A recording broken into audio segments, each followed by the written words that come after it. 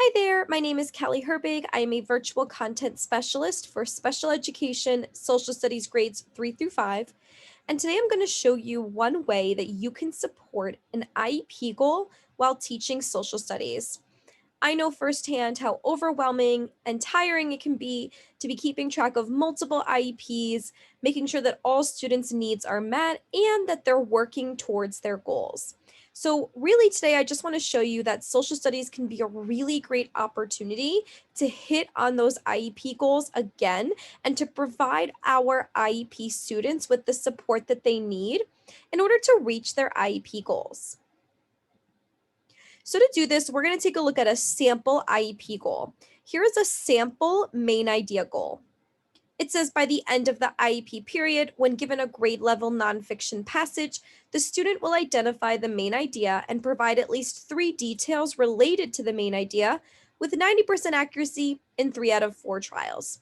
So again, this is just a sample IEP. Your student does not have to have this exact IEP goal in order for this video to be helpful. I chose this goal because I think we often have IEP goals that relate to main idea. So if you are working on main idea with any of your IEP students or any of your students in general, then this video will help you.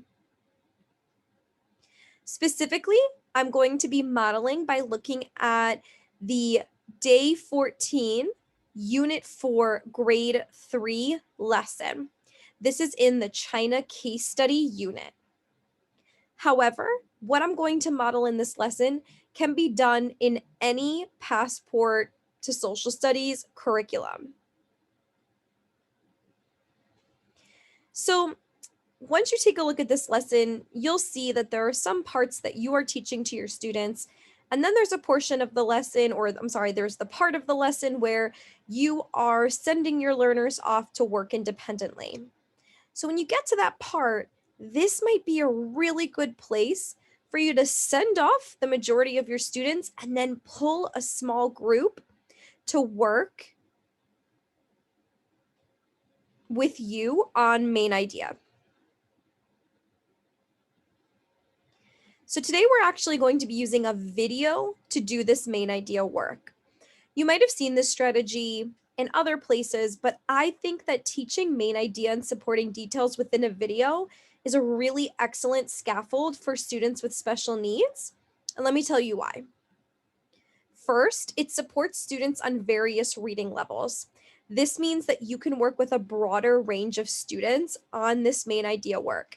You don't have to worry about a guided reading lesson needing all the same level passage. You can actually reach a lot of different learners in this one lesson just by using a video because all students will be able to access this video. Doing this within a video also makes the main idea work more fun and engaging. It also supports with the understanding of social studies concepts. You're kind of doing two really more important things at once, which is you're supporting them in understanding these social studies concepts and you're helping them understand main idea and supporting details. This also supports visual and auditory learners. It just kind of gives them that access point that they need to try out this work. And finally, it's a great scaffold for finding the main idea of a text. So it's more than likely that if you have a student with an IEP who has a goal about main idea, that the IEP goal is not stating that they will find the main idea in a video. They should find it in a text. However, doing a small group lesson on finding main idea of a video is a really great scaffold to help that student get to the level where they can actually read a text and find the main idea. So what I have for you here on the screen is a sample chart that you might use in this small group. This is something that I came up with and that I will have available to you if you're watching this video. But please feel free to create your own or use one that you've already learned with your students. I like to break things down for my students. So this chart says first, we're going to read or watch the text. Then we're going to think what words, phrases, or ideas keep repeating. Then we're going to write the main idea in our own words. And finally, we're going to find details that support the main idea. This is an example of a worksheet that you might use to have your students write the main idea.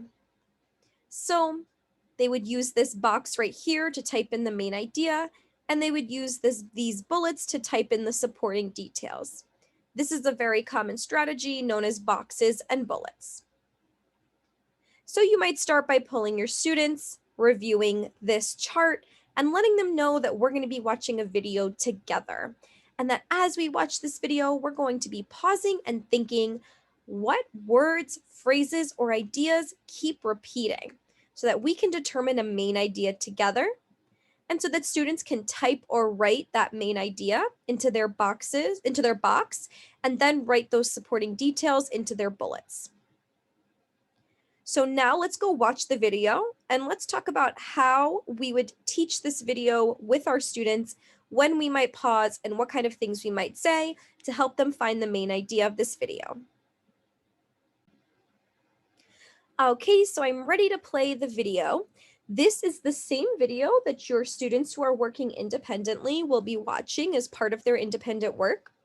Again, the only difference here is that you're pulling a small group and you're doing some focused main idea work with the students who need it, specifically with students who have an IEP goal about finding the main idea.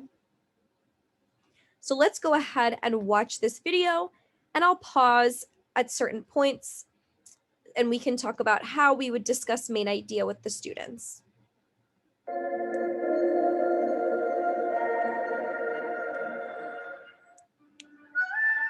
The Silk Road was a trade route that went from China to Eastern Europe.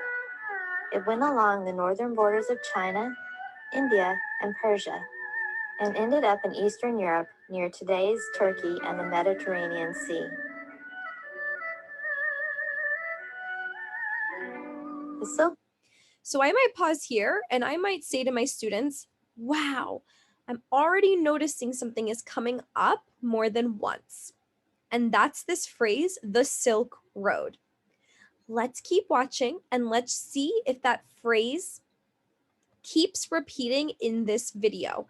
Because remember, we are looking for phrases, words, or ideas that repeat so that we can determine the main idea.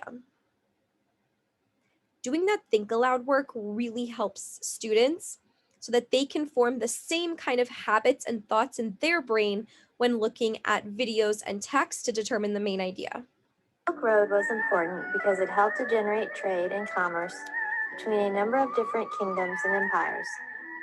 This helped for ideas, culture, inventions, and unique products to spread across much of the settled world.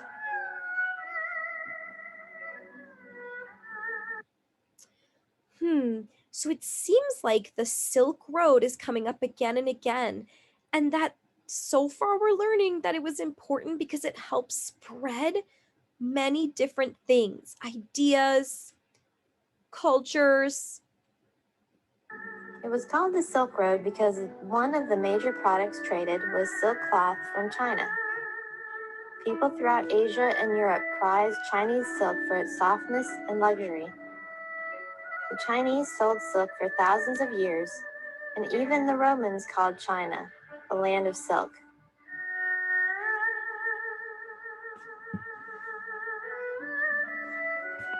Besides silk, the Chinese also exported or sold teas, salt, sugar, porcelain, and spices.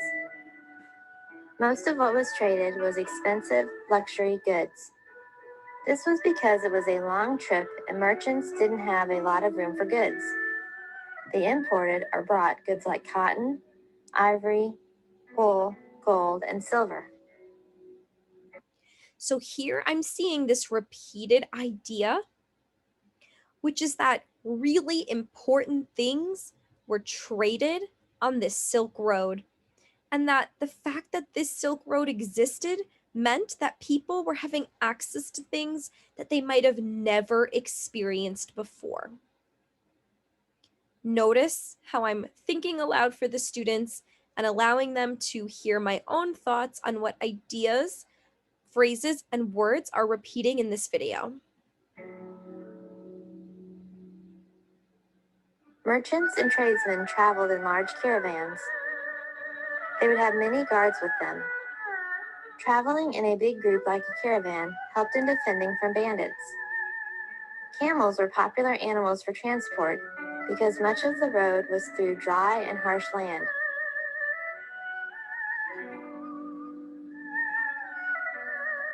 Although there was some trade between China and the rest of the world for some time, the silk trade was significantly expanded and promoted by the Han Dynasty, which ruled from 206 BC to 220 AD.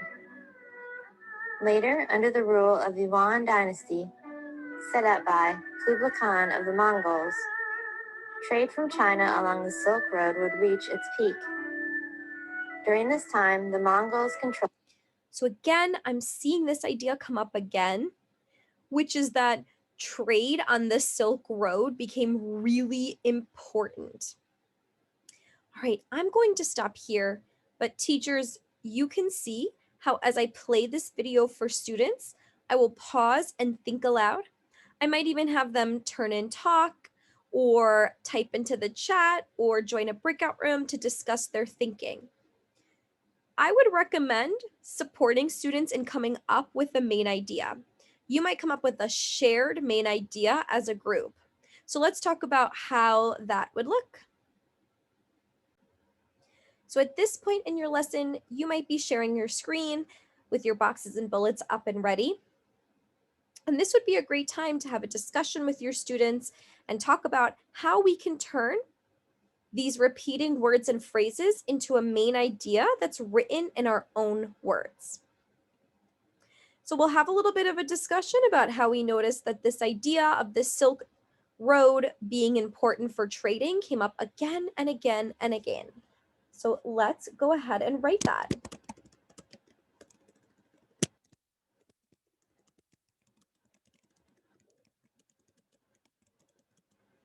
The Silk Road was important for trading. Once you come up with a shared main idea with all of your students in this small group, you might then send them off to watch the video once more on their own and add in their own supporting details. Or maybe you'll put them in breakout rooms and they can work with a partner to add in their own supporting details. I hope that this video helped you see that social studies can be a really great time to support students with special needs, especially in reaching their IEP goals.